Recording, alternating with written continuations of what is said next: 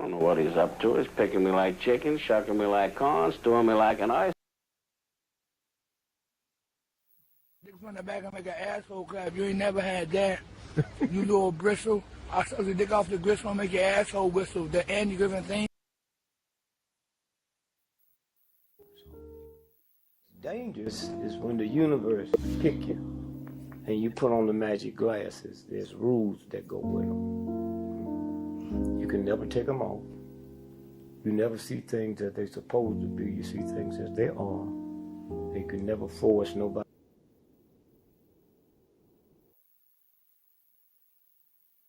Here's our BBB&JOEB, and the BBB, baby, BBB&JOEB, rock, cock, and Joe rally. BBB&JOEB, and the BBB, baby, BBB&JOEB, rock, cock, and Joe rally. We're coming in, only seeking the truth about JFK. It's the Long Coming Podcast crew. Tell 'em, Joe, here we go. And here we go. That's right, Joe, and welcome to the Pontchartrain Hotel, Paige and Mr. Clay Bertrand. Mr. Clay Bertrand, where are you? What's up, everybody? Welcome to episode number 328 of the Lone Gunman Podcast. I am Big Bad Bob, the Triple B, otherwise known as Rob Clark. Along with me, as always, is Mr. Scars over there, Yes. the Italian Mr. Beast, Joe Borelli. What is up? How are you, sir? I'm glad it's Friday. That's just about all I can say, dude. Yeah. Another long week, huh? Oh my God. Yeah. Yeah. I must have put in like 70 some hours this week, bro. Really? They're killing a brother. Because you're shorthanded still. I am. Yes. Two people or one? You're looking at him. Me, the three of us, me, myself, and I. Well, I guess there's no one. The good news is there's no one to spill blue ink on you. This is true. And if I do, I can only blame myself. Yes. Got to look at the positives. Got to look at the positives. All right, let's say hi to the people, Joe. Welcome them in. Let's do it. Let me scroll up here. We got a lot of people here. Trey, of course. How are you? Sally. Trey. Hi, Sally. Paul Cummings. How are you, sir? Scott Hello, Edwards. Scott. Hello, Scott. Bungold. Pshaw. Nice to see you here. What's up, Bungle? Zendar61. How are you? Zendar. Good evening. Tiny Dancer, of course. Tiny Dancer. Otherwise known Yes. as Tony Danza. Yep. Also known as Deep State Tiny. Yeah. South to West. South of Will. Yeah. Slacker Dan, the internet slacker. How are you, sir? Big Slacker Dan. Cat Daddy Steve. What's up, Steve? Mr. Anthony Thrip. Clay was yes. What's up, Anthony? Mr. Mike, how are you, sir? And we gave him credit, but he is our newest on the members only show. He is our newest covert operator, and he had a great time on Wednesday night where we went 2 hours yapping like six barbers. Yes, welcome to the club, Mike. Yeah, Happy to have you, sir. And we also had a new spook, Joe. What was his name? David S. David S. Yes. Yes, spooked it up. So thank you, David. And Paula upgraded. Thank you, Paula. Yes. You're now one of the few covert operators. Or no, super spies. Super spies, yes. One of, yes, on the Mount Rushmore of super spies with Jack, of course, and Trey. Yes. PSB Odyssey. Hello, Paul. Paul. Howdy, howdy, howdy. Tiny Dancer, Carlos Quiroga. Yes, we will be getting into Kind of. It's a tale. Oh, and there he is. David S., our new Yes. spook. Thank you, What's sir. up, Dave? Mr. Claude and Aunt Udine says howdy. Hope you got the Lone Stars ready there. Let's get it on. Ted Lumley. How's it going, sir? Canada in the house. Okay. I've seen Ted We respect before. that. Welcome, Ted. Yeah. And Jack is here. Good. Glad you are not working late tonight. So, Yes. and I'm sure more will kind of filter in as we go. Trickle in as the night persists. Yes. Trickle. That is for certain. All right. So I'm going to start things off here, Joe. And I want to thank Jeff over at Silk City Hot Sauce for coming on the show last Friday night. I mean, it's so cool to have a sponsor here and for everybody to be able to see him and check him out. And I really didn't give him enough praise when he was on here because he is a one-man show, folks. He grows all the peppers himself. He makes all the sauce. He bottles it all himself. He makes the labels. He ships. I mean, he's the man. So we can't thank Jeff enough for sponsoring the show. And, he is a channel member as well and an all-around great guy with a beautiful family. So we thank Jeff so much for being here and Silk City Hot Sauce for sponsoring the show. And if you haven't yet, look, head over there, use the code Gunman, all caps. It'll save you 20% on checkout. Grab yourself some hot sauce and let them know that your boys over here at the Lone Gunman sent you. Okay? Yes. Ain't that right, Joseph? Yes. He will know from the code, but you have to use it because it will get you 20% off. Yeah. I mean, if you don't, well, what's wrong? Yeah. All right. So let's start off with a Quiroga. Okay? Yeah. Quiroga. I got a document here, Joe, from the F and the B and the I. Okay? Mm-hmm. And it's from November 23rd, 1963. Now, this is the day after the assassination, of course. Okay. An unidentified individual contacted the El Paso office of the FBI. That would be El Paso, Texas.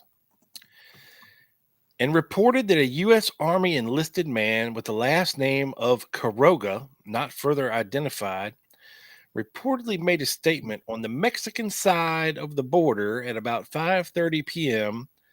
on November 22nd, 1963, to the effect of Quiroga had been in Dallas during the previous evening and knew that the assassination of President John F. Kennedy was to take place. This statement was reportedly made in the presence of a large group of people waiting to return to the U.S. One individual who is presently serving with the armed services has been identified as PFC Anthony Michael Quiroga, who has been stationed at Fort Bragg, North Kakalaki. That's Carolina for you northern folks and foreigners.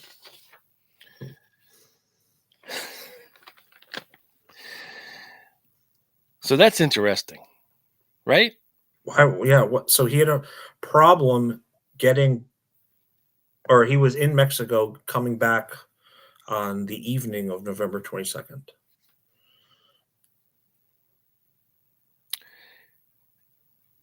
It's a report that somebody in the U.S. Army named Quiroga made a statement on the Mexican side of the border at 5:30 p.m. on November 22nd to the effect Quiroga had been in Dallas during the previous evening and knew that the assassination of President Kennedy was to take place. This statement was reportedly made in the presence of a large group of people in the Army waiting to return to the U.S. Right. So they're referring to Anthony Michael, not Carlos. Correct. Got it. And so they deduced, the FBI that is, that one individual who is presently serving with the armed services has been identified as PFC Anthony Michael Koga. who is stationed at Fort Bragg, North Carolina. Okay, so there can't be that many Quirogas in the United States Army. You know what I'm saying? So it probably wasn't too hard to find out who this dude was. But the plot thickens, Joe. It thickens like good gravy. December the 1st, 1963, another FBI report. A Mr. Theodore Giorgetti, postal inspector at El Paso. Or no, I'm sorry. I read that wrong. Mr. Theodore Giorgetti, patrol inspector, United States Border Patrol, El Paso, advised as follows. At about 5:30 on the day of the assassination of the President of the United States, John F. Kennedy, while the United States-Mexican border was closed between El Paso and Juarez, Chihuahua, Mexico, he was advised by a Mexican immigration officer named Armando Miramontes Perez that a Mexican customs officer at the Cordova Island crossing point had shortly before overheard a man dressed in a uniform of the U.S. Army state in the Spanish language that he had been in Dallas the night before the assassination, and at that time he knew that the assassination was going to take place. So we have now identified the person making this claim. This is a Theodore Giorgetti, a patrol inspector with the United States Border Patrol at El Paso. Okay. Giorgetti was pointed out the soldier in question by Miramontes, and then Giorgetti, in an unobtrusive manner, approached the soldier and determined that the name attached to his uniform read Quiroga, Quiroga, which is exactly how Carlos, spells his name, right? Yep. This soldier was detained at the border along with many other persons for a period of about 3 hours prior to being allowed to return to the United States.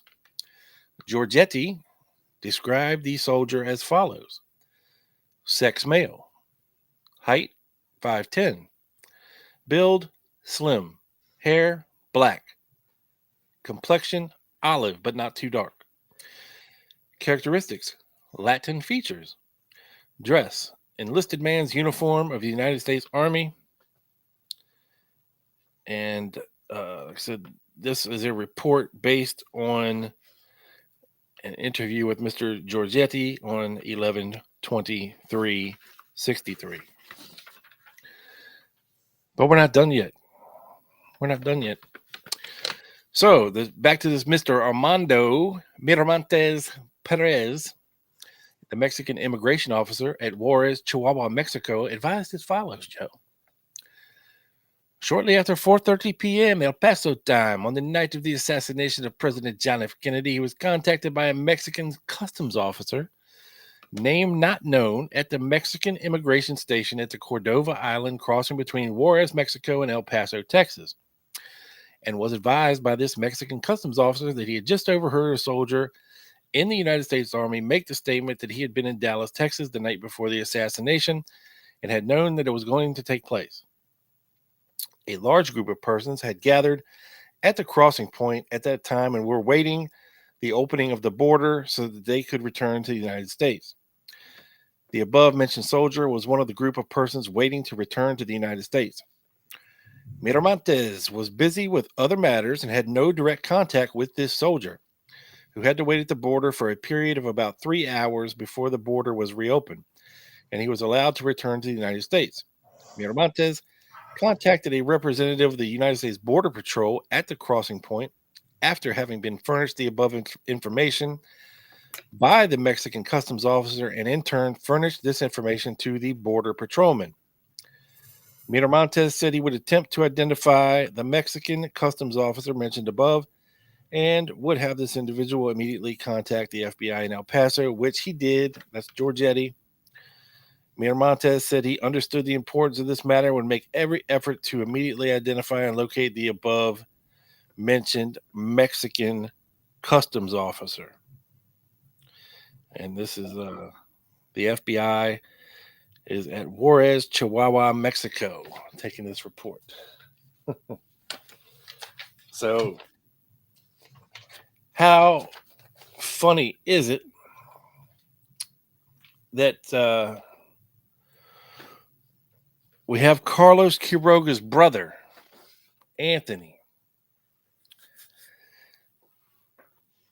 at the border waiting to get back into Texas, claiming that he was in Dallas, or maybe they misheard him. Maybe he said he was in Dallas talking about his brother, because he said he was speaking Spanish.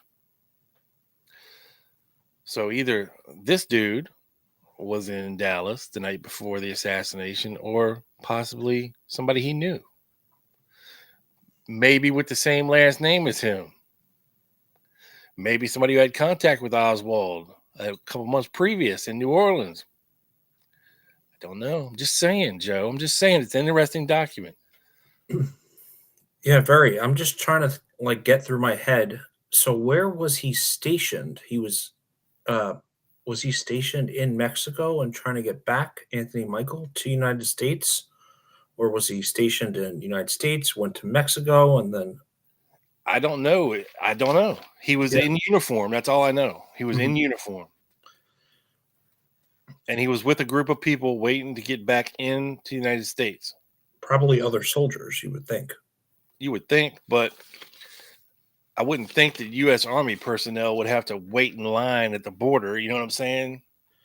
Unless it was closed. And I that's the first time I ever heard that the southern border was closed after the assassination. It might have been, yeah. Very interesting, yeah. Crazy. But Carlos Quiroga definitely had contact with Oswald. He was the guy Bernier sent to kind of see where Oswald's loyalties lay, and I think he brought them the pamphlets. Well, he sent him to try to infiltrate the Fair Play for Cuba committee. Right, but I'm saying, yeah, I think he printed out the pamphlets for Oswald. Yeah, trying to get on his good side. Yeah, yeah. So, hey, buddy, you brought you some flyers. Yeah. Can I join your club? Yeah. Pencil thin mustaches, Tiny. Pencil thin mustaches.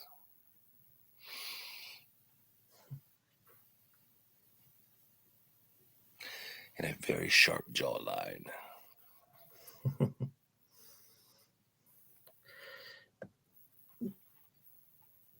Yeah, Roger's here. Hey, Roger. Roger's here. Yes, sir. What's up, Rog? How are you? Lee Harold Oswald is in the house.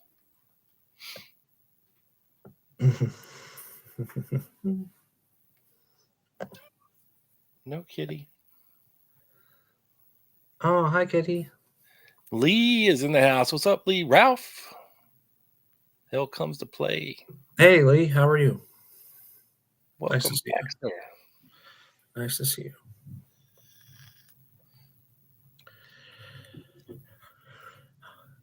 Do you want me to go, Rob? You're up, Joe. That's how All this right. works. I say something, then you say something. Then All right. So, admittedly, we were a little late today and trying to figure out a topic. You know, we both had some busy weeks, but I was, I'm continuing my reading of the Oswald puzzle, which, by the way, if you haven't gotten this yet, by Larry Hancock and David Boylan, you definitely should get on it. And I actually wanted to read. Bill Simpich wrote a little review on the thread on the Ed Forum that I want to read really quickly regarding the Oswald puzzle, because it's just it's a really good and I think spot on review. So I just wanted to read part of it really quickly. I think Larry and David have the best book on Oswald out there. The problem with Oswald. The problem with writing about Oswald is that the writer gets into many highly contested areas about Oswald's personality and what activities he was involved in. The Oswald puzzle is different. Larry and David tackle Oswald's quirky personality itself, which I only touched on. They offer a detailed biography of the man, which almost no one gets right because they get caught up in the rabbit holes. Intelligent, yes. Lazy, yes. They're talking about Oswald, not the book. There are many more findings, but those two tell you a lot. We Harvey Oswald. And if this book gets the circulation it deserves, it will become the textbook biography on Oswald. Although it is written from the Oswald was a patsy point of view, I think that researchers from every stripe will have a difficult time finding serious errors in the Oswald puzzle. And the only reason why I mention that is because I'm going to be talking for a couple minutes about George de Mohrenschildt. And I was recently reading his manuscript that he wrote right before he died, Rob. And it's very interesting, and it is in contrast to some of what he said at the Warren Commission, but he does give some explanations as to why that is. And I have a couple snippets of audio that I'm also going to play in a couple minutes. But for once, I'm going to read about a page and a half from the Oswald puzzle here. So I'm just going to... and then get into some of de Mohrenschildt's transcript and see what George's assessment of Oswald's character was and how that lines up with the assessment Larry and David have come up with. And there's a lot of things that are very consistent. So I was just reading about it, and I thought it'd be interesting to touch upon for a few minutes here. So. You know how the Canadians say Oswald? How? It bugs the shit out of me.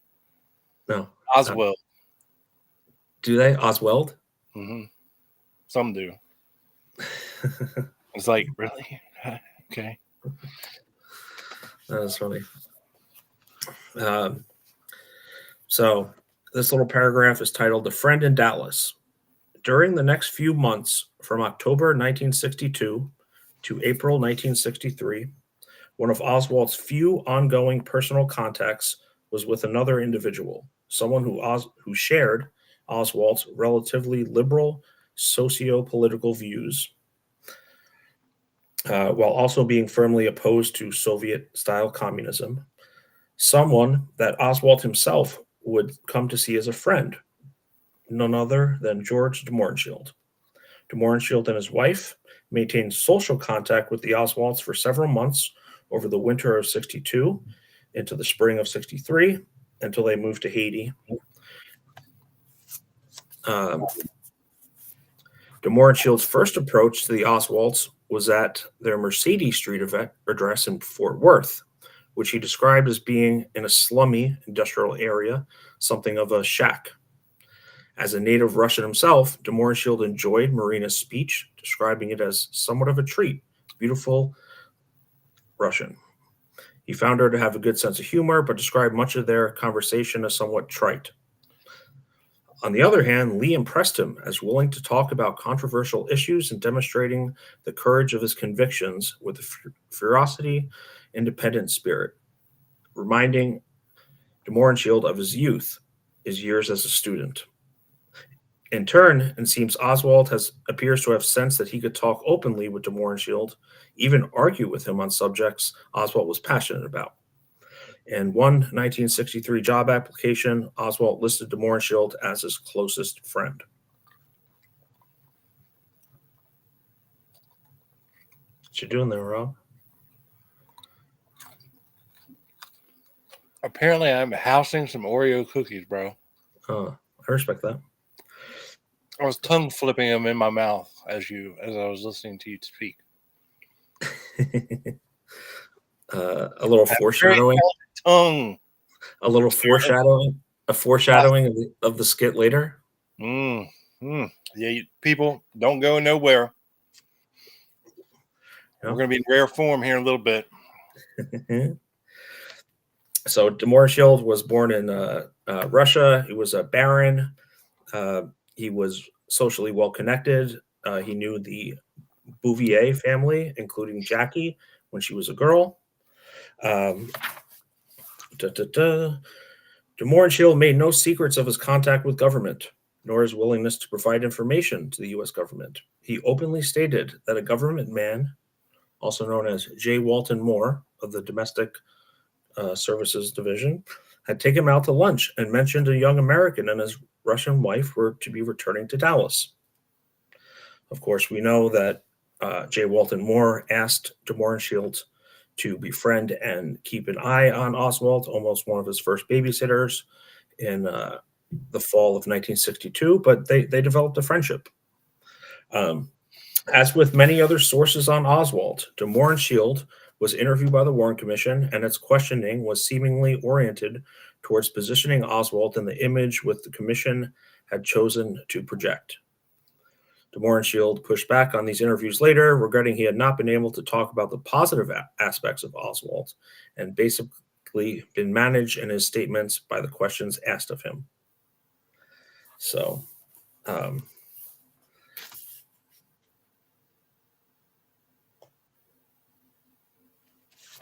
right, and then that's all I'm going to read from the Oswald puzzle, but we're now going to go to part of his manuscript, and then actually, you know what, I'll do that first.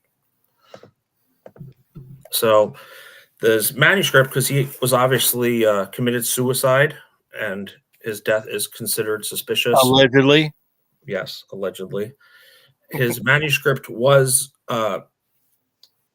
published by the HSCA. So, and he had a very interesting view on Oswald and his personality. And but first, in terms of the Warren Commission, he says, our performance at the Warren Commission was very lukewarm and not decisive enough in favor of Lee. I hope Lee will forgive us, and I hope that Miss Marguerite Oswald will also forgive us. Lee's innocence or his being just a patsy is our conviction, and now we can speak more objectively of the reasons of our conviction. That the younger generation in America does not believe in Lee's guilt is a fact, but why would old fogies like herself have such unorthodox opinions? Let us talk of the clever leaking on by the choice lawyers of the Warren Committee, which forced us, Lee's friends and acquaintances, to appear somewhat antagonistic towards him. The general opinion set up in the United States at the time puts pressure on you, warps your judgment, and changes your words. So he's saying the Warren Commission pressured me to be very critical of Lee. And this is from Dennis Morsette's YouTube channel. He has a lot of good stuff. And this is George and Jean talking about their Warren Commission testimony.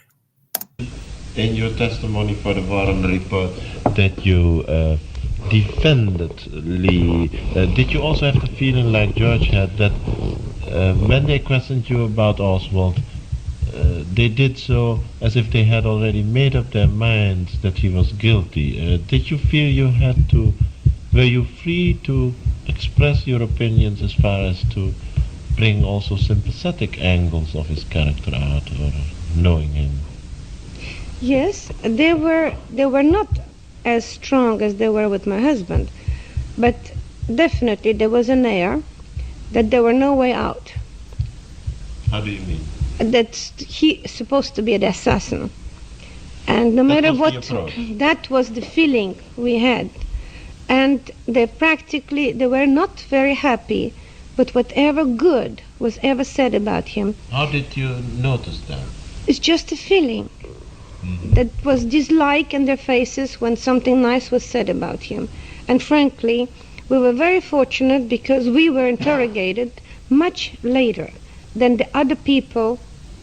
After they were interrogated immediately, and they were bewildered, they were frightened. When we faced Warren Committee, we were completely cool, and we were not excited, because in excitement people did say, and we know lots of our good friends said things that they didn't mean because they were too frightened, they were too excited or something.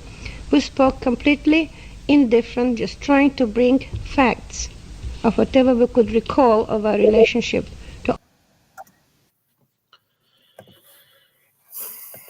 So they're obviously saying that they were pressured by the Warren Commission to talk not favorably about Lee, and that's consistent with a lot of people that testified there. And I think George de Mohrenschildt testified for 3 days, and I think his wife maybe a day and a half. I mean, they spent a lot of time questioning, but they also had a unique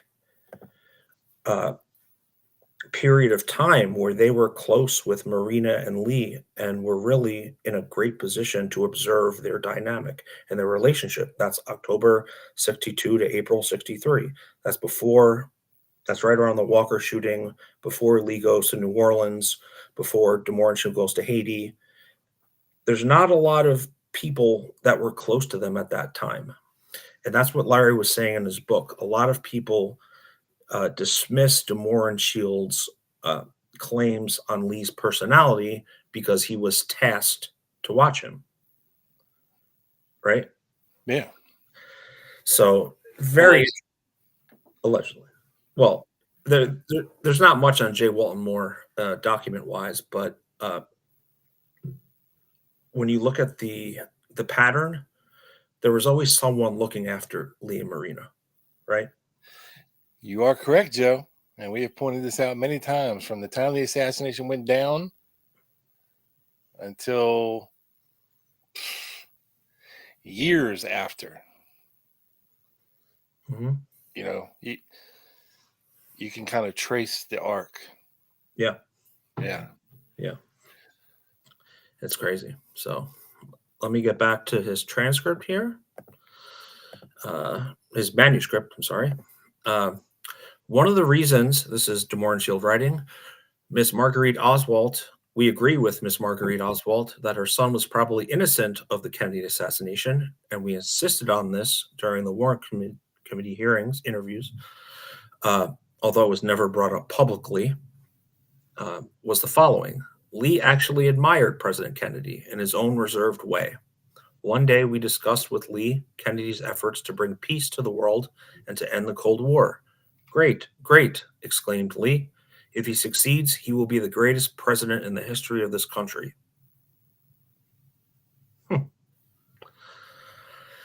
Kennedy's efforts to alleviate and to end segregation were also admired by Lee, who was sincerely and profoundly committed to a complete integration of blacks and saw it in the future of the United States.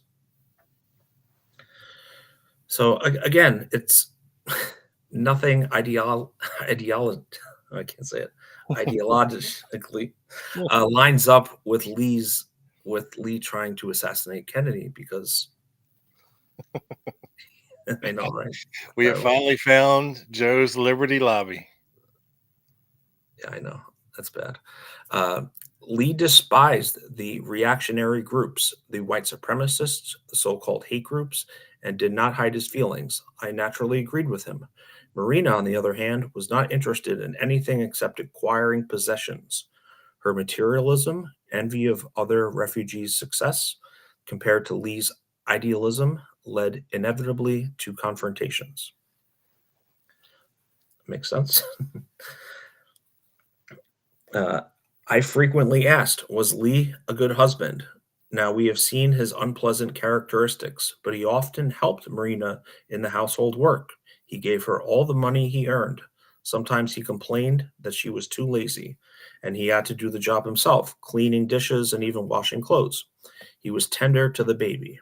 As far as sex is concerned, we have heard Marina's complaints, but we know that the greatest mystery in the world is what happens between a married couple in their bedroom. And wow. Yeah, if Marina had any brains, She should have known that a man like Lee, who was not a moneymaker but barely a wage earner, would never provide her with all the luxuries, all those desirable items that America seemed to possess in such limitless quantities. She picked at him, annoyed him, as if she desired a separation, which she finally achieved through us. And Marina stayed with the DeMoran for a little bit. And when we spoke with Larry, we talked about the pattern of them moving together, moving away, people trying to help her, separating them. Same thing is happening in 1962. This letter from Marina's ex-lover that Lee intercepted. Why did she let it? I'm sorry? Who's her ex-lover? I think it's some guy named Pavel. So all the letters are in the Warren Commission exhibits. All the letters that Marina got. Guy. This was a boyfriend from Russia that she was corresponding with. I think he was living in Morocco. He was living in Morocco. Yeah. He might have been. I'm saying I think they met in Russia, but you could be right. I think he moved to Morocco, or was there on business or something, or for some reason I remember Morocco with this dude. Okay. But George was banging. Yeah, but George here is wondering, why is she leaving this letter around for Lee to find? And he's kind of theorizing, did she want to end this unsuccessful marriage? Or maybe she wanted to kind of light the fire under him and get him make Lee jealous. More active, right. I mean, some women do that. What annoyed us also, that is George and his wife, was that Marina liked to ridicule Lee. She called him a fool, a moron. You're always thinking of politics instead of making money. You act like a big shot. Marina had a bad habit of constantly correcting Lee when he was speaking Russian, and that annoyed him and me. Lee, for a man of his background, had a remarkable talent for Russian, and Marina foolishly tried to blow up his occasional mistakes or ridicule his slight accent. It's difficult to know two languages to perfection, and Lee's English was perfect, refined, rather literary, deprived of any Southern accent. He sounded like a very educated American of undeterminate background.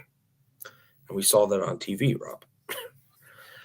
Oh, yeah. But to know Russian as he did was remarkable. To appreciate serious literature was something out of the ordinary. He had the affinity to the Russian ways of life, customs, music, and food.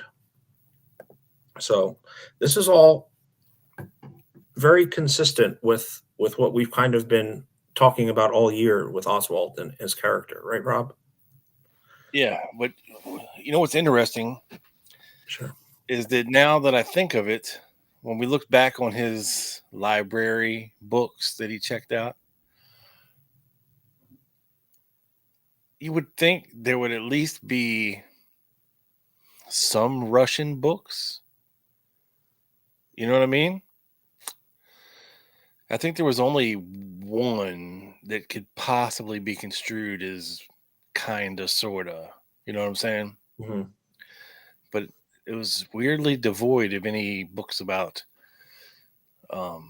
Marxism, communism, Russia, anything.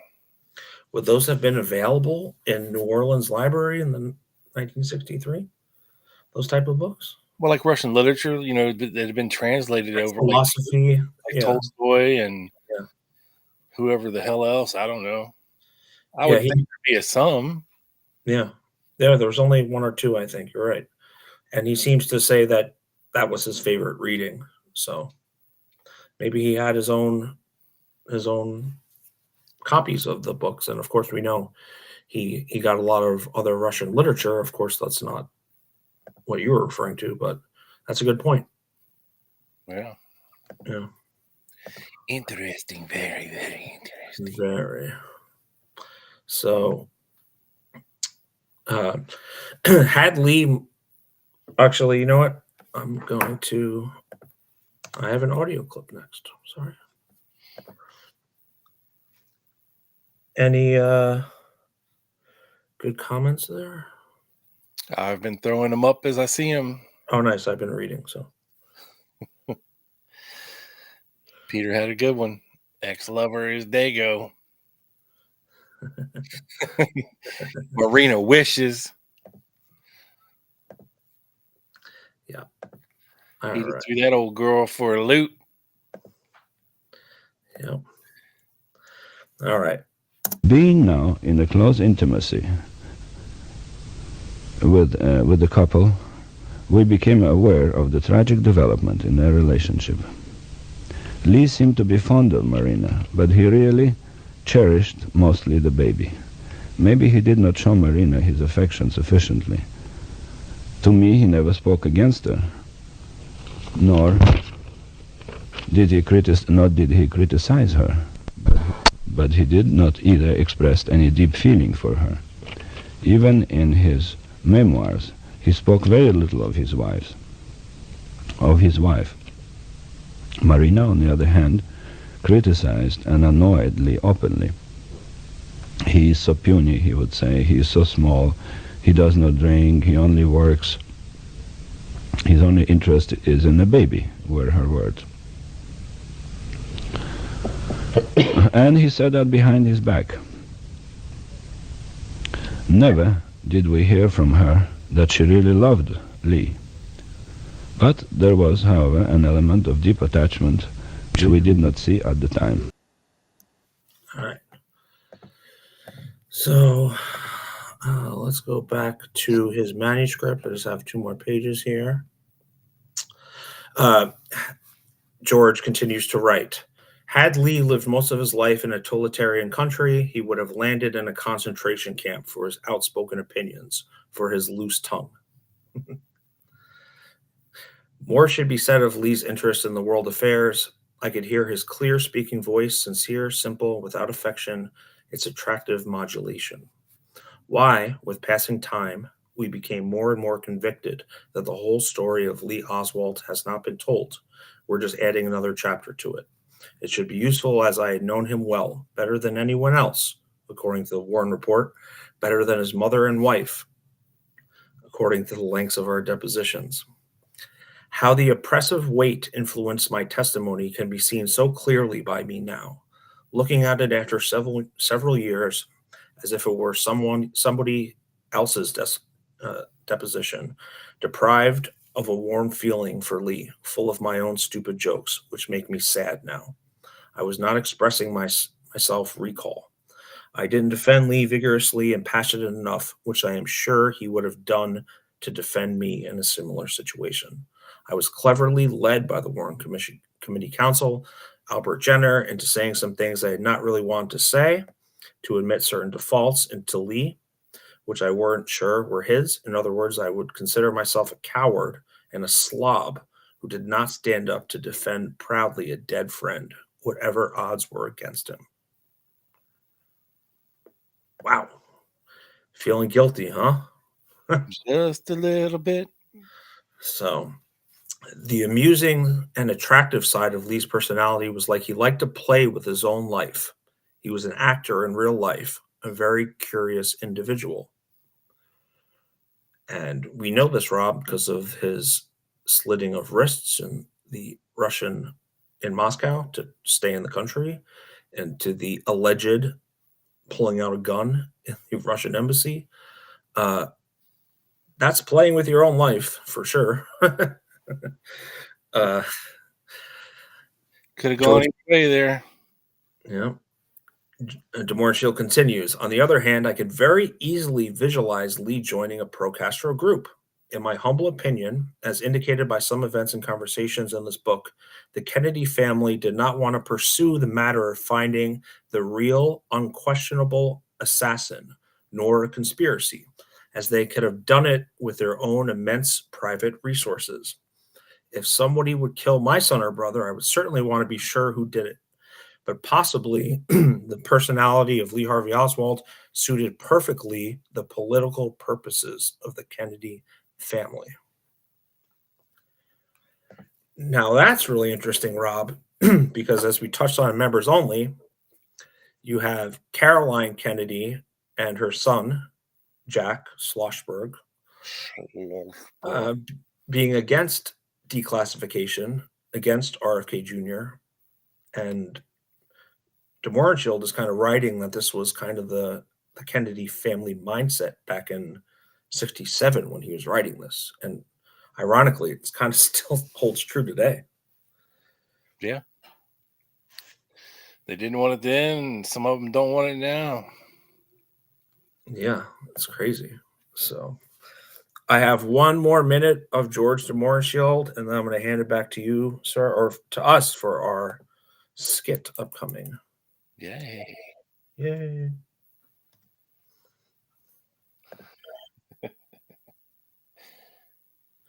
All right. Conversation with Lee, I found out that Lee was a straightforward and outspoken agnostic, probably since early childhood. He was an agnostic of the type of Jefferson and Franklin, and for us it was fine. It created a pleasant understanding between us.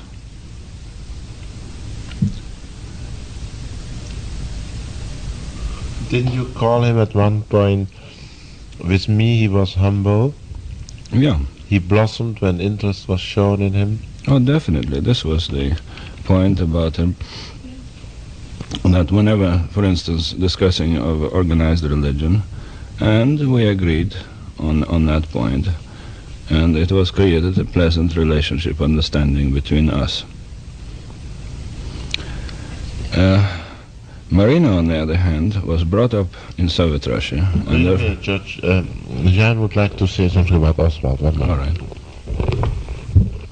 I just want to mention about Lee that the reason that he probably liked George was because George was the only one, and I, of course, with him, didn't scorn him and accepted him as a human being on an equal basis. Didn't judge him. In spite that so many people that did help them, actually, they were not doing it for him, they were doing it for his wife and the child, and they sort of left him out of the whole thing.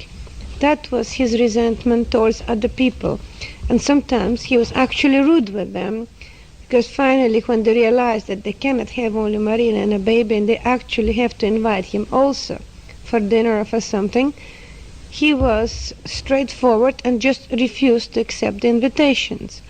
And that infuriated Marina, of course, because it looked, those people so nice, they gave us so many things, and that idiot not even polite to them and refused the invitation and don't want to be courteous with them. Yeah, so that's Gene and George kind of talking about why Lee kind of was able to get a relationship with George de Mohrenschildt, considering they were of complete different social levels. George de Mohrenschildt was a socialite, Different former ages. baron. Yeah. Big age gap there. Yeah. But Lee seemed to have opened up about him. So Larry's point is you can't just discount what George and his wife Jean says about him here. And they're pretty emphatic and they're pretty consistent. This is a 4-hour interview. I've read the whole manuscript, and it lines up a lot of what we've learned a lot from Lee and his personality. So I thought that was an interesting little, as I'm kind of making my way through the book, interesting little thing to touch on, because he's definitely one of the best sources to Oswald's character, personality, and the relationship, and Marina's personality as well. So you can't discount it just because J. Walton Moore told George to keep an eye on them. So yes. I see Colleen popped in. Hi, Colleen. Hey, Colleen. Welcome in. You're just in time. All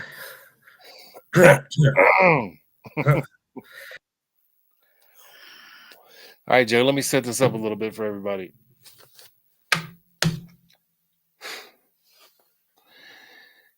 This is an interview transcribed for the Office of the District Attorney of New Orleans, James Garrison, regarding Clay Shaw and Jack Ruby. This was a tape recording of an interview made on July 12th, 1967 at exactly, Joe, time to smoke, 4:20 p.m. Oh, Interview was conducted by Bill Boxley of the District Attorney's Office of New Orleans and by William Martin of the DA's Office of New Orleans. Another Martin we didn't highlight because he wasn't a J. Yeah. He was William H. Yeah. But we were aware of him. We were aware. This interview was conducted at the Wynn State Farm, Texas Department of Corrections. This interview is conducted with a Mr. William A. Morris, an inmate at the said institution. Joe. So all right. I don't have the time travel music handy. Oh. But I wish I did. So we're going to travel back in time to 1967. We're sitting in a really shabby jail interview room with William Morris and Bill Boxley and William Martin. Well, Rob, before we start, so this was kind of the who Willie O'Keefe was. What's his name? Willie O'Keefe was an amalgamation of characters. There was no Willie O'Keefe per se, but he was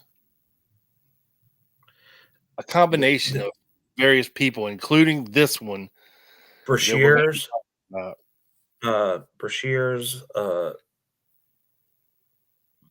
Perry, Russo, and someone else, I believe.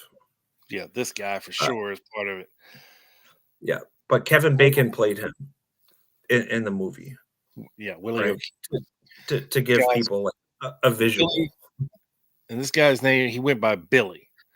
So Billy Morris. Okay. Well, let's see let me ask what you go by first. Okay. All right. Hold on. Let me wash down this bits of Oreo. Is that unsweetened iced tea?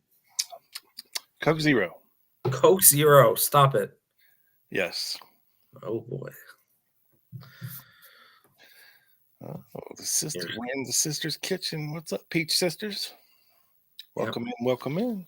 Yeah, she cannot wait for the skit. I highlighted it. Sally, we're winging it.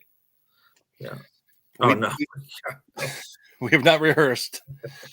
This is the first time. This is the first performance. Yeah. Of said play. Yeah.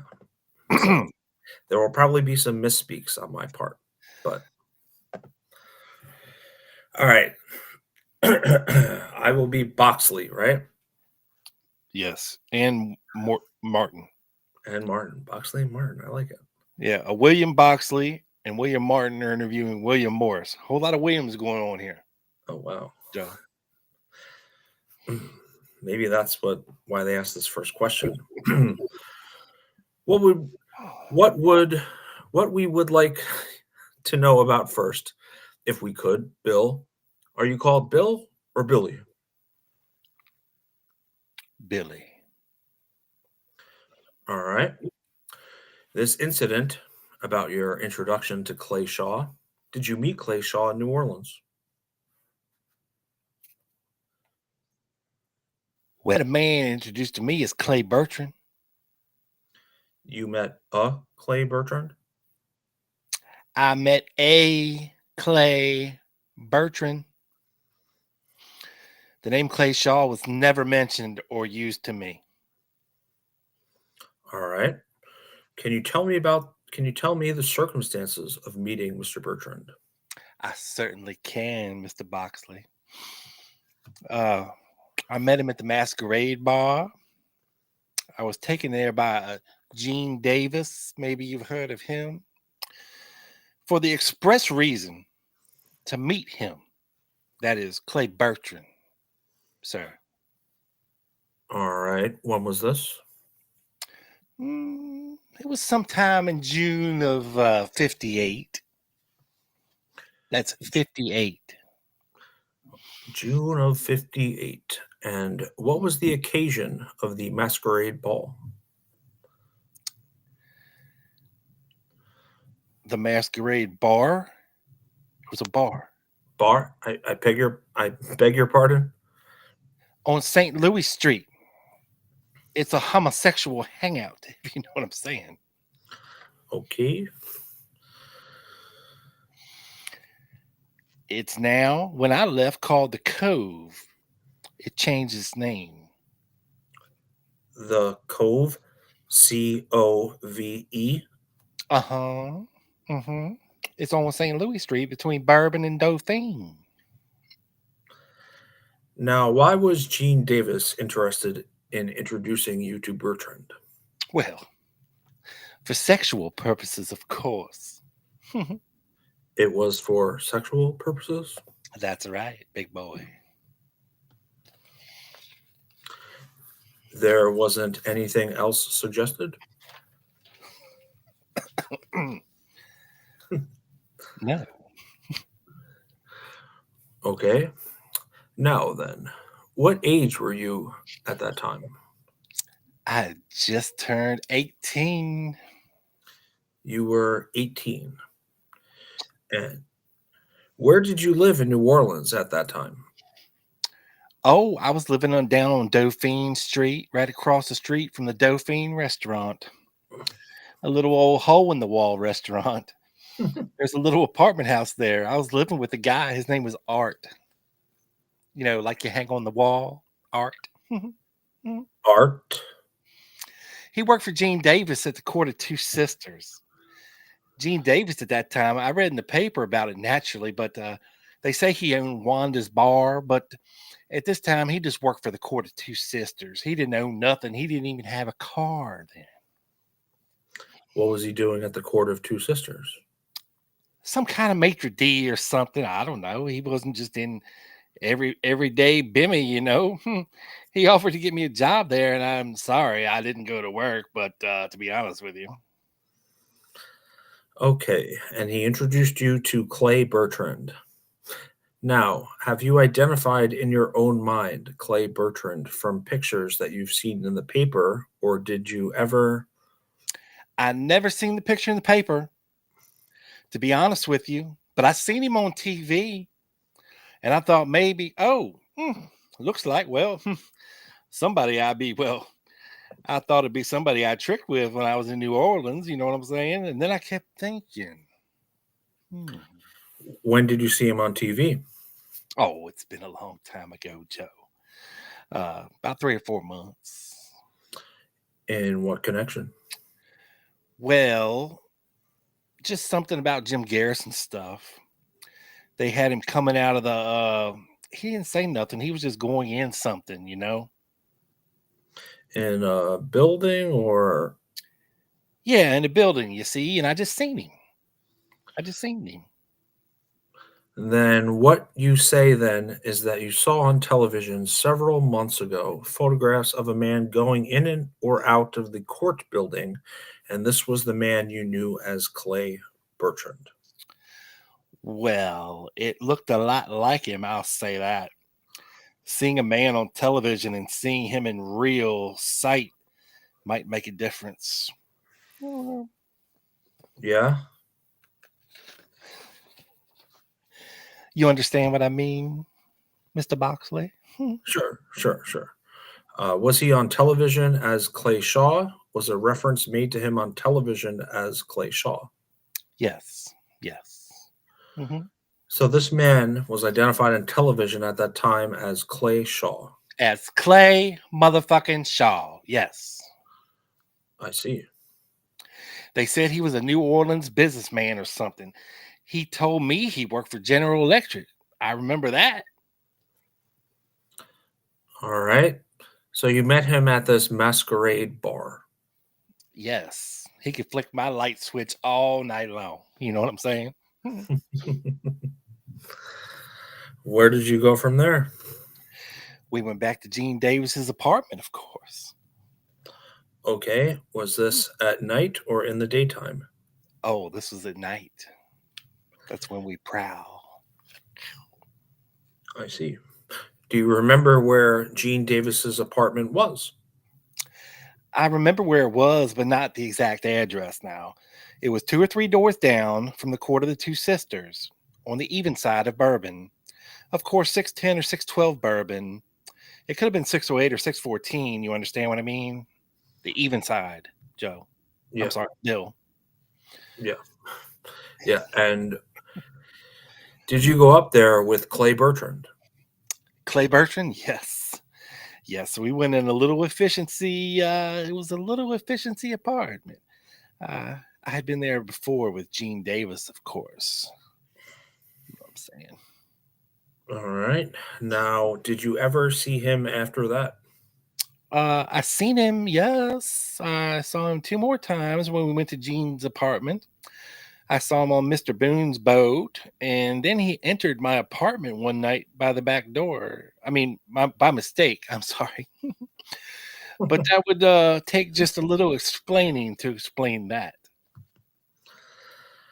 All right. You saw him twice more at Davis's apartment. Now, sir, at the masquerade, we went to Davis's apartment.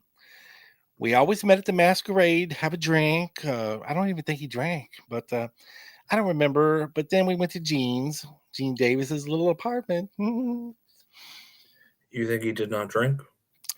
I can't remember whether he drank beer or what. I know Gene Davis was a lush, and I mean a lush. He drank some, you know what I mean?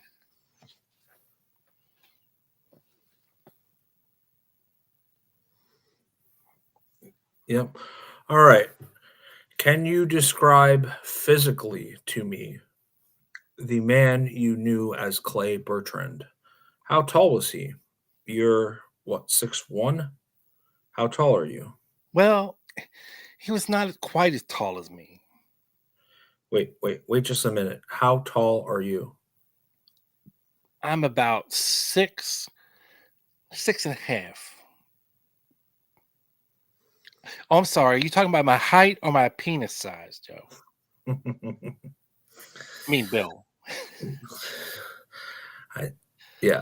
6 feet and a half. That's what he means. All right. And then how tall was he in relation to you? He was, let's see. Well, he actually was about my size, only he was, he wasn't skinny. All right. How did he wear his hair? How was it out? How was it cut? Look like yours, sir. Me Boxley, me Joe, or me Martin? Well, now how is mine cut? I mean, to be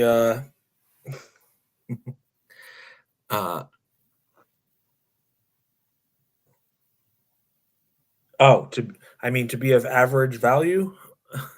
On the tape, we have to have that. Sorry, I miswrote that. That's all right. That's all right, Mr. Boxley. We will get past that.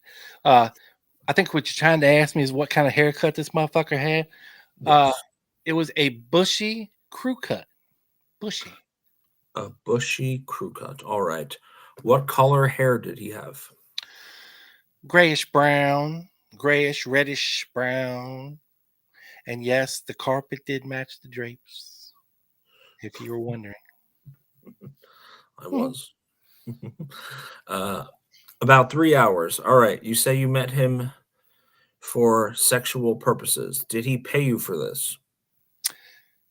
$20. He paid you $20? Each time, Mr. Boxley. No prearranged agreement or nothing. Gene told me it was a good score. Don't count on him for nothing. All right. It was Anal? No. Oh, okay. When did the sexual... No. What did the...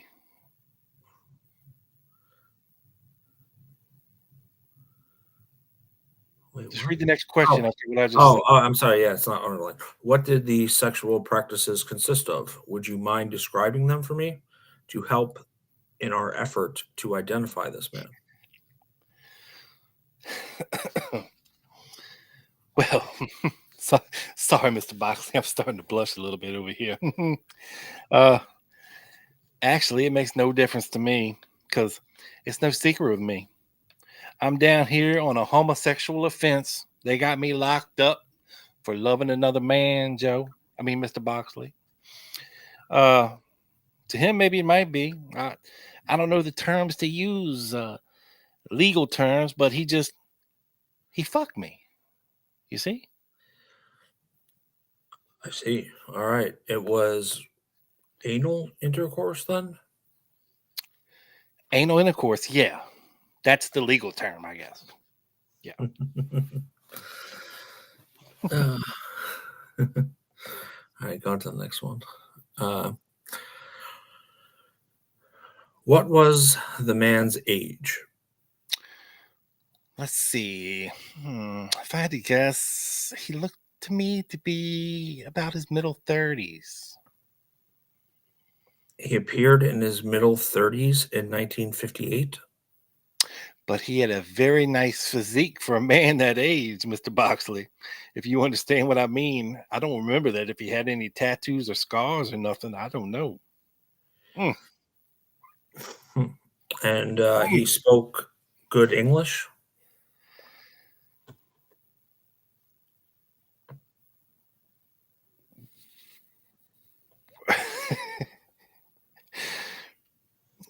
Well, I mean, he never said heard or knowed or this and that.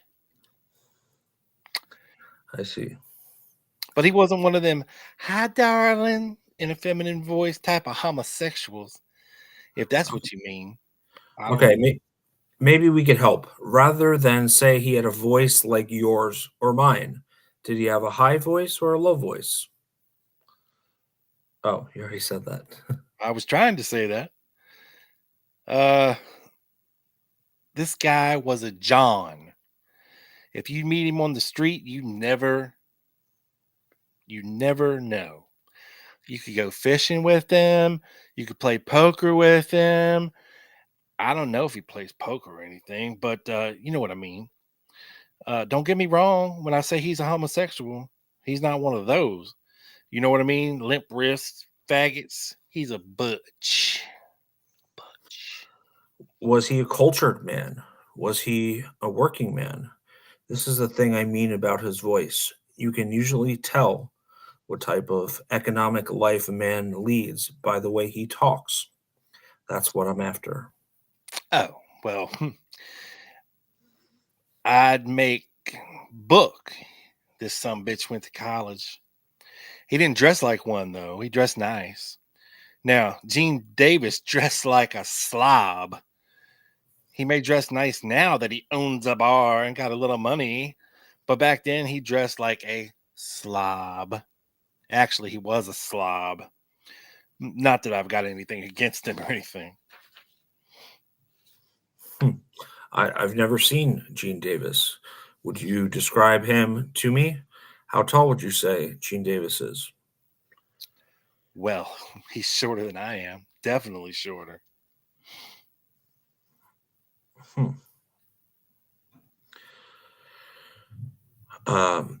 He had at that time false teeth, you say.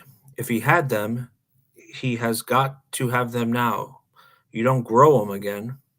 I guess I just might as well go and get mine. All right.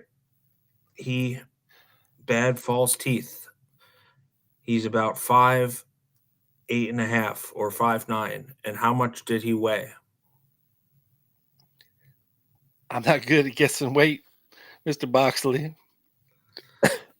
I'll say the best I can. I'd say he weighed about 160 pounds soaking wet, if you know what I'm saying. And about them false teeth, you right. And that's all I'm going to say about that. Now, he introduced you to this man as Clay Bertrand in the bar. In the Masquerade Bar, yes. The Masquerade Bar. Did Bertrand wear a hat? No, I've never seen that man with a hat on his head or on his Jimmy Johnson. Never. I don't know if he wears one now, but I've never seen one.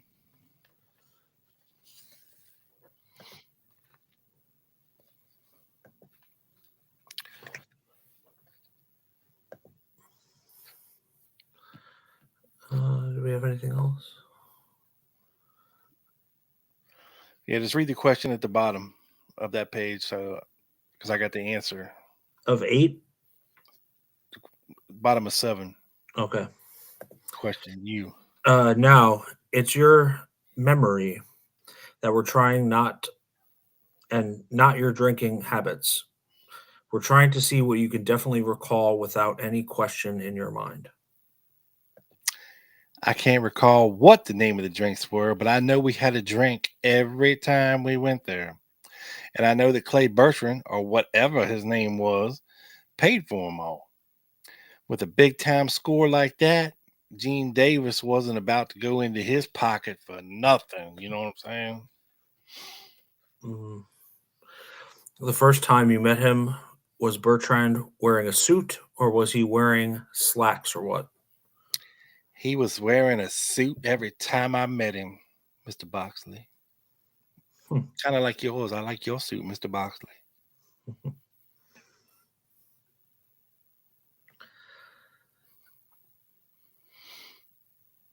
Every time you met him, he wore a suit? Well, maybe sometimes he was wearing a sport coat or something, but he always had on a jacket, sometimes with tails, if you know what I'm saying.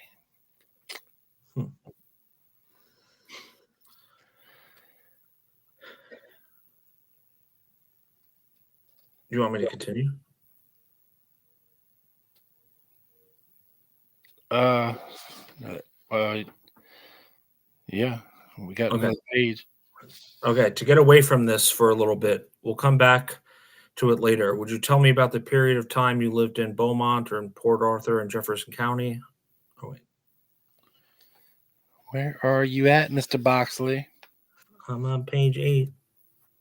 Go to page 9 because there ain't nothing underlined on page 8. I don't got a page 9, Mr. Boxley. You don't? Oh, well, goddamn, Mr. Boxley.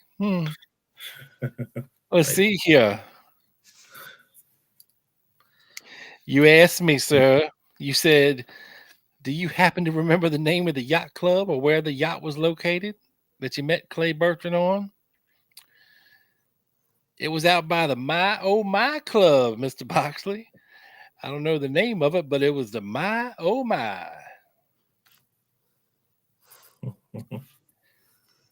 So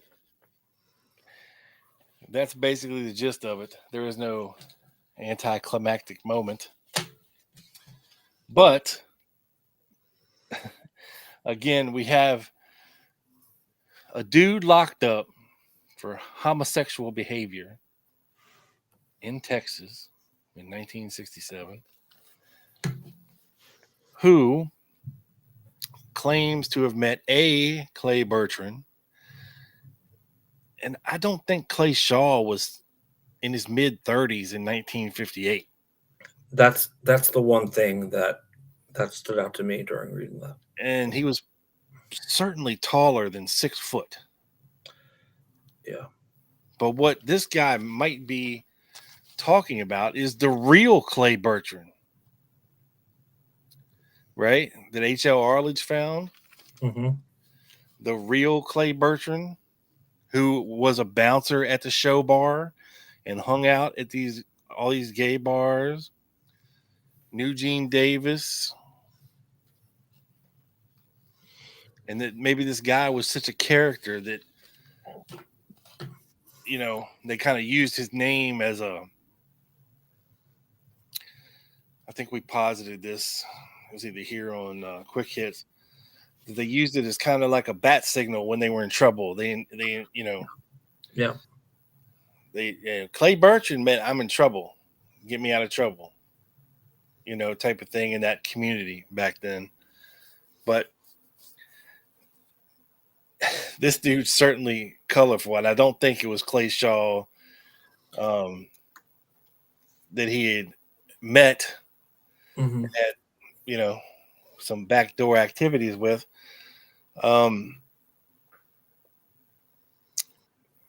But it was a Clay Bertrand.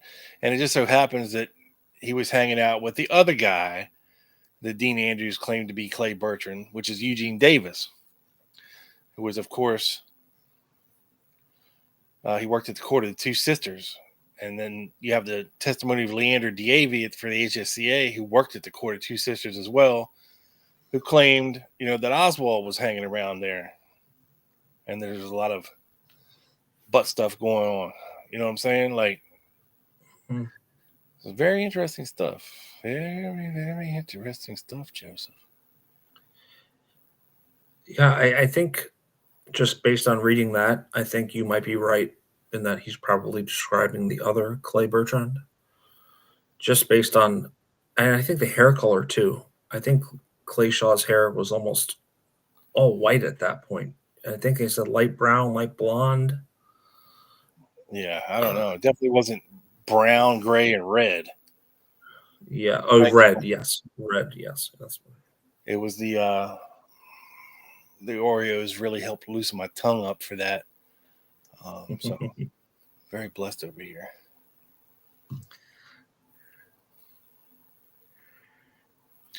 Yeah, James, it doesn't sound like he's describing Clay Shaw at all.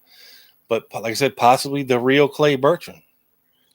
Because he mentions Eugene Davis, who Dean Andrews said when he perjured himself, allegedly, that Eugene Davis was Clay Bertrand, which he obviously is not. But so this William Morris or Billy Morris knew the difference between Eugene Davis and Clay Bertrand, and they're not the same people. It just is not clear. I mean, this guy's in all the right spots and hanging with all the right people to possibly have been around Clay Shaw. I mean, he's living on Dauphine Street. That's where Clay Shaw lives. You know what I mean? Yeah. They're probably frequenting the same bars, and if Clay Shaw was such a flagrant dude back then you think their paths would cross at some point, but I don't know. Yeah. Do you know Clay Shaw's height off the top of your head? I want to say it was like 6'5" or 6'6". Right. I'm trying to look real quick, but it seemed a lot more than 6.5, 6 feet to 6.5 to 6'1". Because that's a big difference. You're going to tower over a 6-foot person if you're 6'5". Well, yeah. So. Oh my God! Jack said another plane crash in Philly. Jeez. Interesting.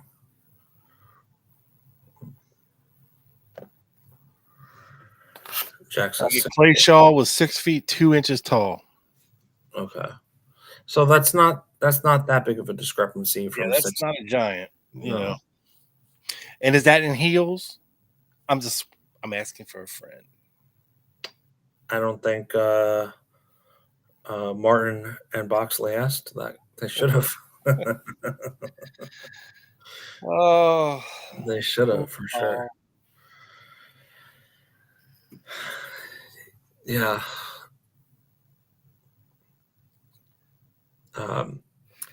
Really quickly, I just want to touch on this plane crash thing because the everyone on Twitter or X is like, oh, it's intentional, it's this, it's that. I mean, they took out 60 people, a lot of figure skaters. What kind of target is that, and what does it achieve? They were undercover spy figure skaters. But it seems like everyone likes to just make a conspiracy for the fact of making a conspiracy, and that dilutes when actual conspiracies happen. And I have no idea what happened. I've been on here for an hour and 20 minutes more live, but it's frustrating to see everything going on in real time, at least from my perspective. And this one's a Lear jet in a residential area. The drones are taking them down. They're shooting them down. Oh, is that the conspiracy theory? I don't know. Or aliens took control of the helicopter? No, but there was one that said that the automatic flight system took control of the helicopter, which is why it kind of flew right into the plane. I think they probably misjudged it. I mean, I think the helicopter's lights were off, and you know them, they're all arrogant, like we can do whatever we want, and like they probably misjudged it. And I don't know, that's my initial take, but who knows these days. Well, I live close by, within You like did? an hour and a half of DC. And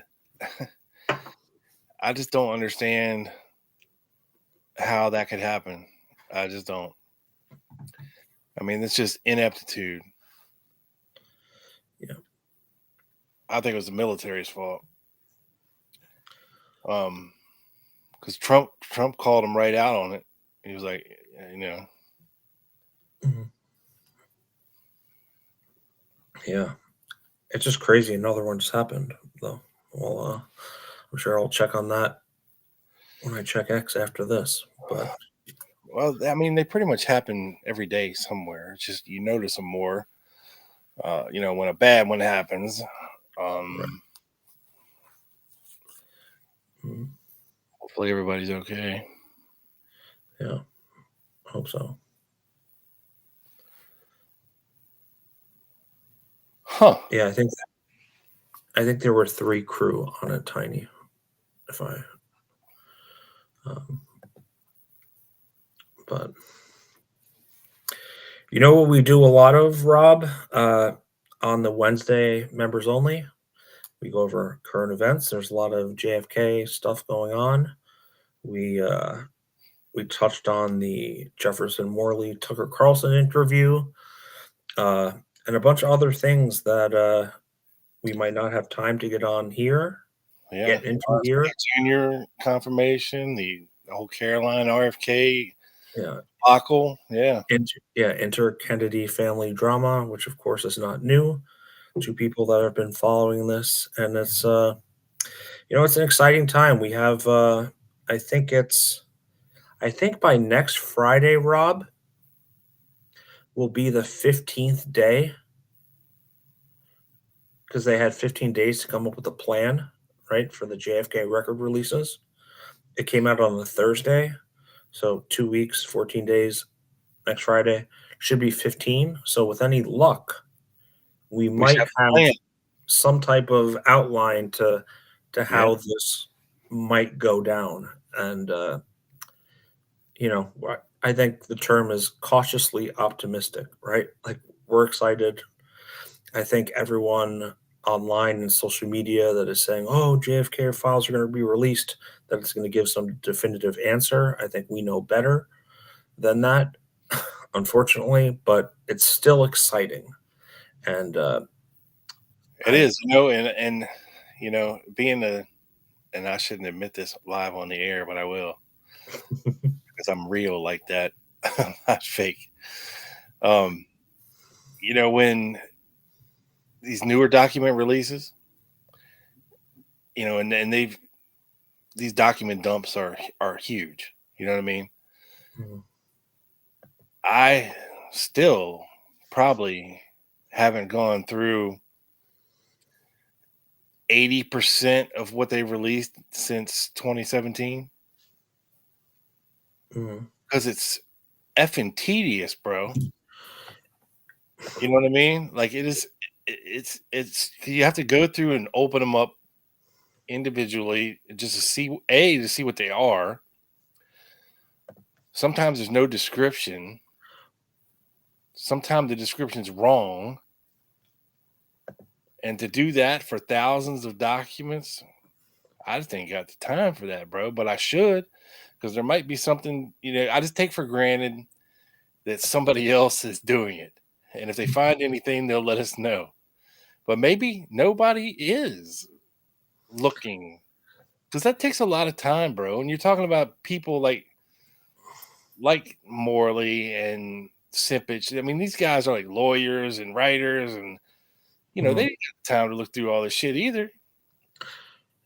100%. And I just wanted to, I'm going to bring this up real quick. And I just clicked on the last 2023 release. And you see this here, document date, right? 00000000. Right.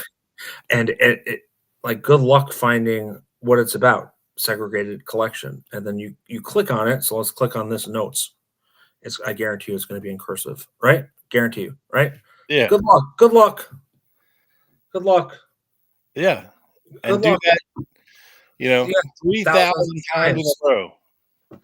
And you're going to pull your fucking eyes out of your head. You know what I'm saying? Like, yeah, it's, and a lot of the documents left are going to be like this. They're not going to be dated.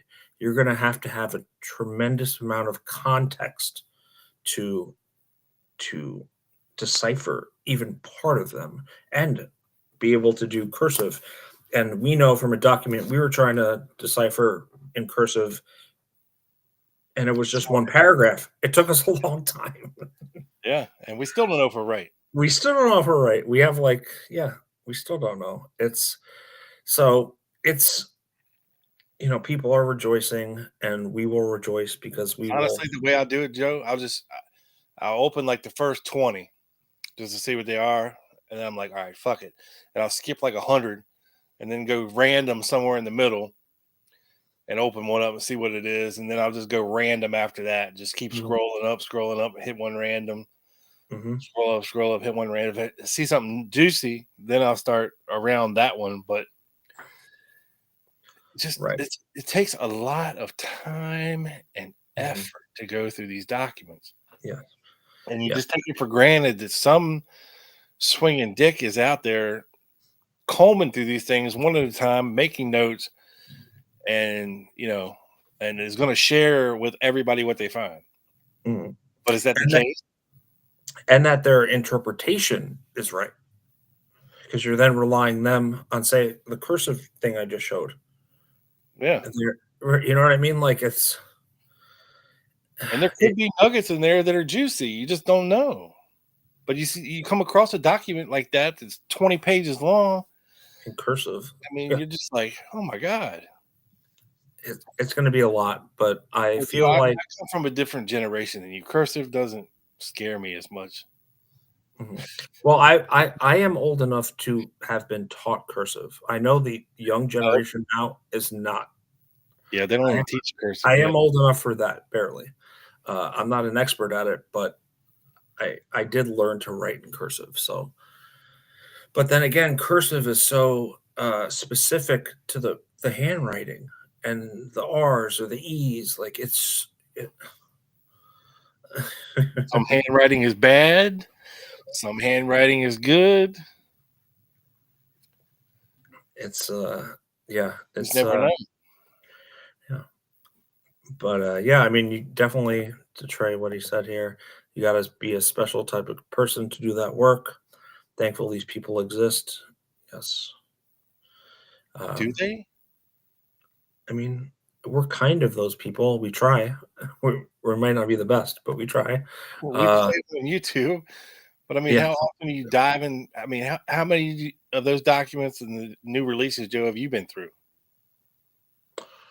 A significant amount.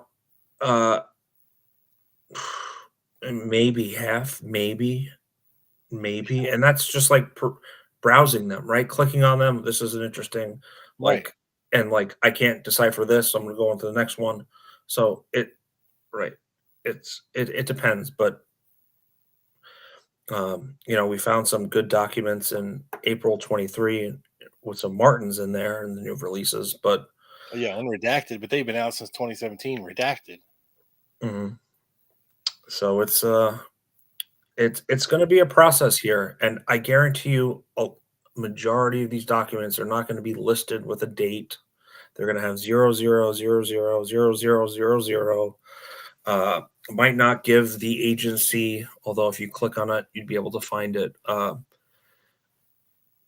think our best chance, Rob, is some scafuza in the archives to just like make a mistake and not know what he's uploading. Or Well, that's the thing. Like 80% of the stuff that's at NARA is not online, not digitized. not at Mary Farrell, Mm-hmm.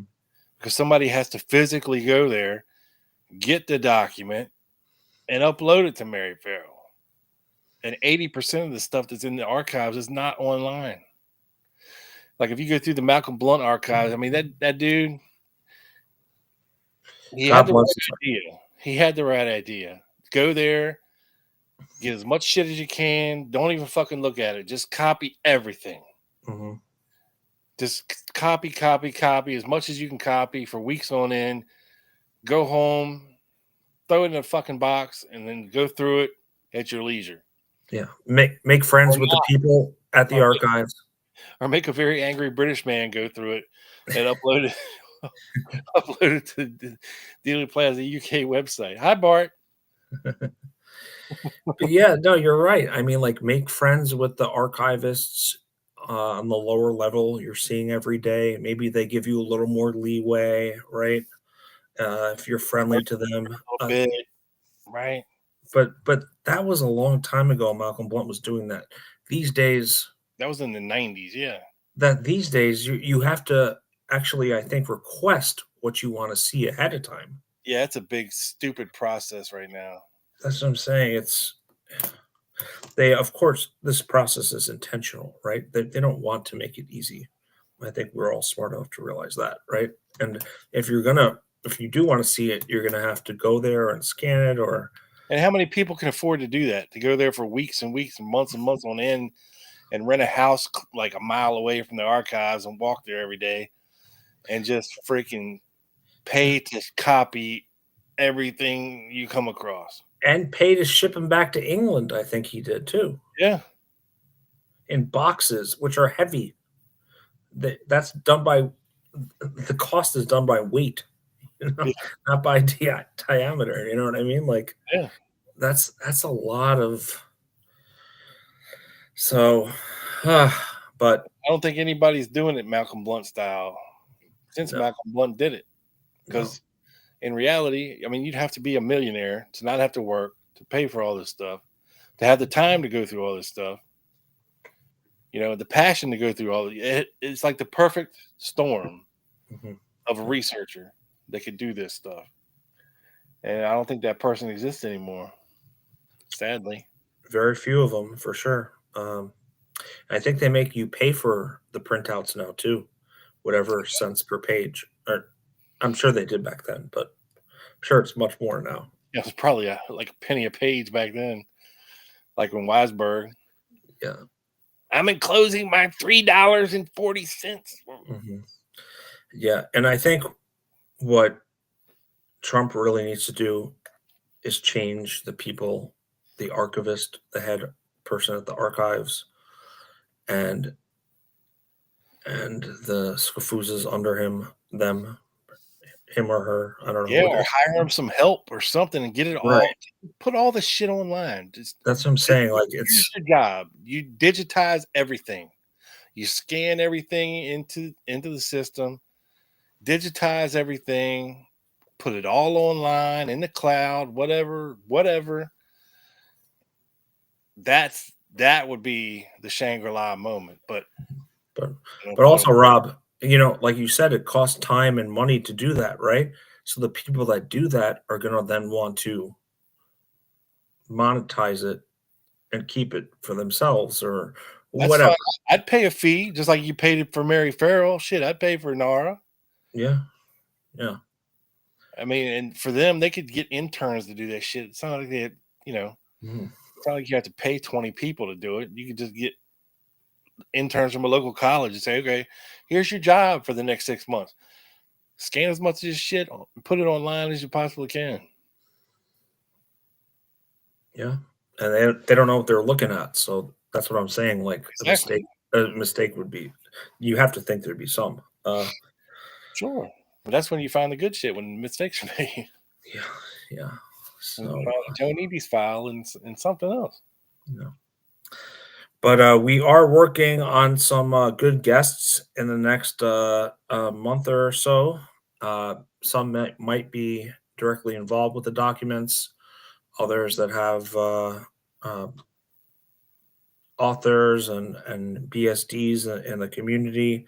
And we are always working behind the scenes to bring you guys, the TLG family, fire every Friday night. So I have one more thing before we go, Rob. If you allowed me, just two little tidbits, because as we were, I will let it slide this time, Joseph. Oh, thank you. Yes. As we were trying to figure out the topic, I was looking at some Jack Ruby stuff, and this is a commission. Blind interns, then, Tiny. How about that? They don't need the security clearance because they can't see nothing. We have all the interns from the Helen Keller School of the Deaf, Dumb, and Blind. Sorry, Joe, go ahead. It's okay. So as of December 9th, 63, which would have been a little more than 2 weeks after Ruby shot Lee in the basement of the DPD, the IRS produced a document saying that he had owed $44,000, $400.13, and $13.86, which is about $500,000 today, adjusted for inflation. So when you talk about Ruby, to who? The IRS. 44 grand. Yeah. Multiply that by 10, a little more now. It's almost $500,000.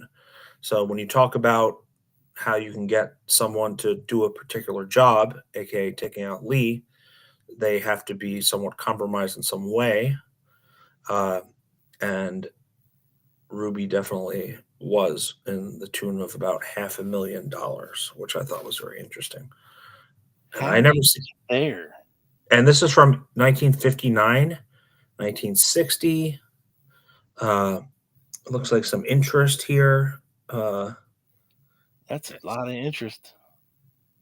It says 59, 63. It's 59 and 63. So it kind of is not in order here, but almost $500,000 adjusted for inflation owed to the IRS. So that's almost unrecoverable, right? Yeah. And the last one I came across, this is Commission Exhibit number 1748. And this is an FBI interview of Joe Campisi. Shout out, Jack. On November 24th, 63. That would be the day Ruby shot Lee. And what do you not think the FBI, who is very aware of mafia types, what do you think they don't mention about Campisi here? That he's part of the racketeering mob in Dallas. Yeah. They say Joseph Campisi, Dallas partner, is a partner in the ownership of the Egyptian Lounge, Mockingbird Lane. That's funny. Furnished the following information concerning his knowledge of Ruby, owner and operator of the Carousel Club. He stated he has known Jack Ruby since about 1949, when Ruby was operating the Silver Club or Spur Club in Dallas, also known as the Silver Spur. Campisi described Ruby as a very high-strung, very excitable person who would belt someone at the drop of a hat. Campisi stated Ruby is probably well known to every businessman and restaurant owner in Dallas. through his nightclub activities. Um, and Campisi stated that during the 14 years he has known Ruby, Ruby has never mentioned political expression or has expressed any opinions on politics or any great dislikes concerning any political party, blah, blah, blah. But they don't. And they talk about his love of dogs, which is very crucial to this FBI document here. Campisi described Ruby as quite a ladies' man. He would So just eat him and stuff. yeah, that's about the only way. He's a ladies' man. So I just thought it was very interesting because in our members only, we played a panel with Michael Franchisi. Didn't Right? that say that his partner was Ralph Paul Campisi's?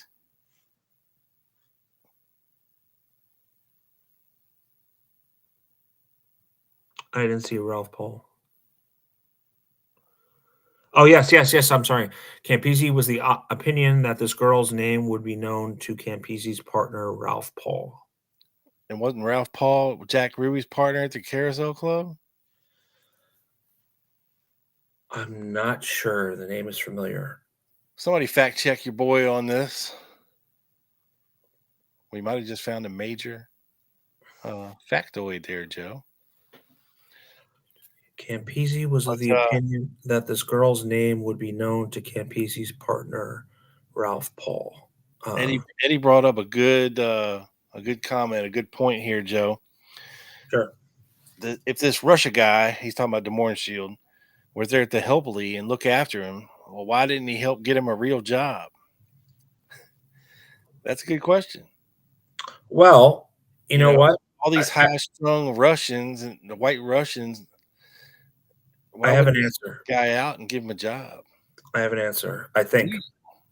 Well, possibly. So he, of course, worked at Jagersteiger Stovals, right? For a few months, he was making decent money there. He also worked at that welding company, right? So when you take a look at the time frame, which is October 62 to April 63 of their relationship before Demorenshield moved to Haiti and Lee to New Orleans, I think he was pretty much employed through most of it. I think his job issues happened. Jaggers was probably his best job. Yeah. And he got bored with it, just like he did with almost everything. I think he could have kept it if he wanted to. They said he was a sufficient employee. Yeah. So he quit from there, or did he get fired? It's a good question. I believe he quit, but I'd have to check on that. I don't believe he was fired from Stovall's. Someone can fact check us on that. But that would be the my answer to that. I don't think that was his role, really. Demorenshield, as Trace's. I don't think Demorenshield was as concerned with maybe Ruth. Lee didn't want their help. Yeah, well, that would have been very much like Lee. I think Ruth Payne, on the contrary, was very concerned about Marina and the kid and the upcoming kid, right, Rachel, and very concerned about Lee's ability to provide for them. I'm not sure if Demorenshield cared that much about that. Hey, Ted Rubenstein has entered the chat. Hey, Ted. He would know. So was Ralph Paul Ruby's partner at the Carousel Club? That's the question.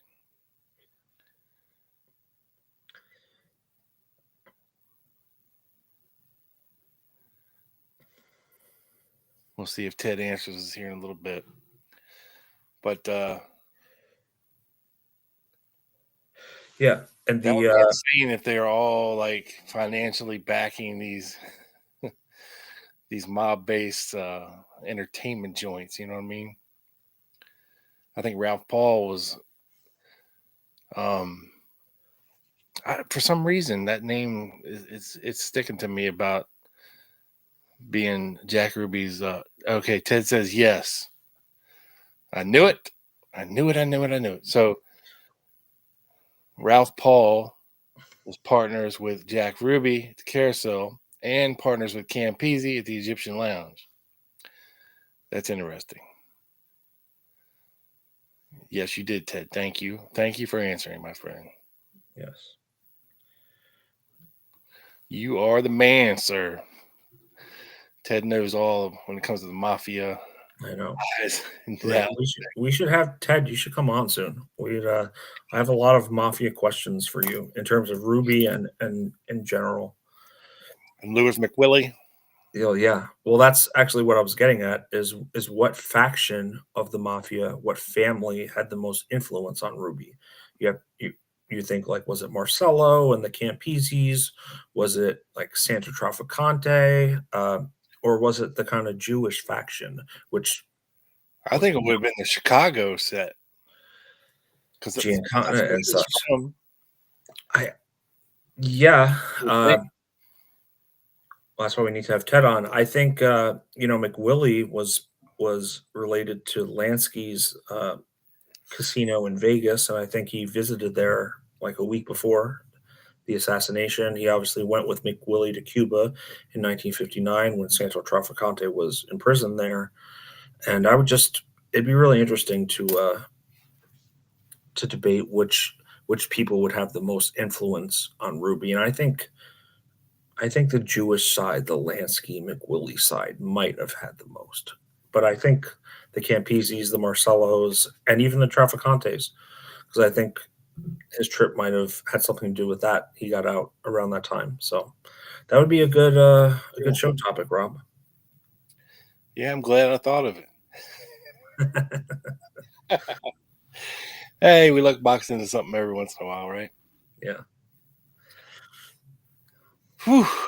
Well, yeah, you would definitely have to think that he definitely had a number of investors Ruby did in all three of his clubs at the time, right? Being that much in debt, right? You're not outright owning all of it. You have investors. Exactly. Yeah. So, yes, Jack, the Campeses were under Marcello. Yep, that's what I was saying. I think a deep dive into Ralph Paul is in store. Okay. Not literally, but figuratively. If you know what I mean, Mr. Box. Yeah. Mm-hmm. Definitely. So, all right. Well, that's all I had. I just found those two little tidbits that I wanted to waste some time on, and I'm glad I did. Righto. Well, thank you, Joe, and thank you, folks, for hanging with us for another exciting episode of the Lone Gunman Podcast, episode number 328. Join us next Wednesday evening if you are a channel member for the Super Secret Wednesday show, where you learn ahead of time what we're going to be talking about. Sometimes. Unless we haven't figured it out yet. And a whole lot of other fun goodies. If you're already subscribed to the channel, all you got to do is click the join button on a web browser, because apparently it doesn't work on the app for some reason. I don't get it, but whatever. Yep. But if you're on your laptop or your iPad or just on the browser, normally where you hit subscribe, there's a join button. And pick your level, hang out with us, and join the Super Secret Club. We have a blast here. So thank you guys for hanging out with us again and again. Hopefully no Ruby, not hopefully no Ruby, but no Ruby. Next week. Members only, hopefully. Yes.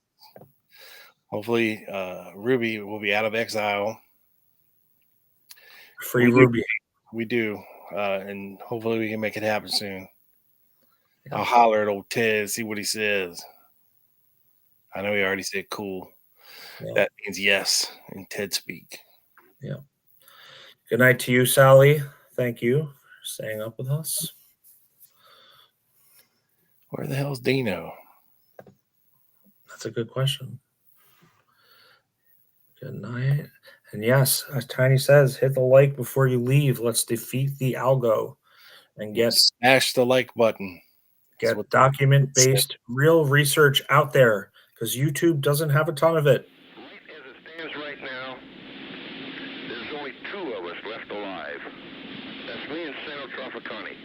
far as I'm concerned, we're both going to stay alive because I ain't going to say shit. The only thing I'm saying is any of you assholes come near me, you better have a fucking army with you, baby, because I've got my shit together, and I'll blow the first one of you motherfuckers away that even comes near me. That was not Dino. This is Dino.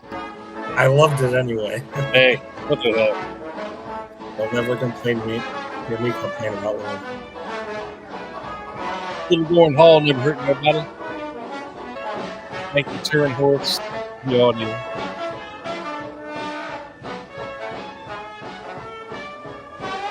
The greatest lies are told in the name of truth. The greatest crimes are committed in the name of justice. The quotation is Jim Garrison's. It could be used for him or against him in this strange case. Good night.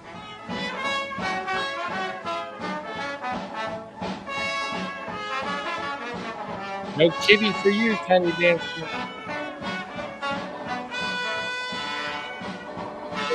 A lot. Just sit there and stare. Please pick me up. Peace. Pick Have a me good up. weekend, everyone. But she's too fat to pick up. It's okay.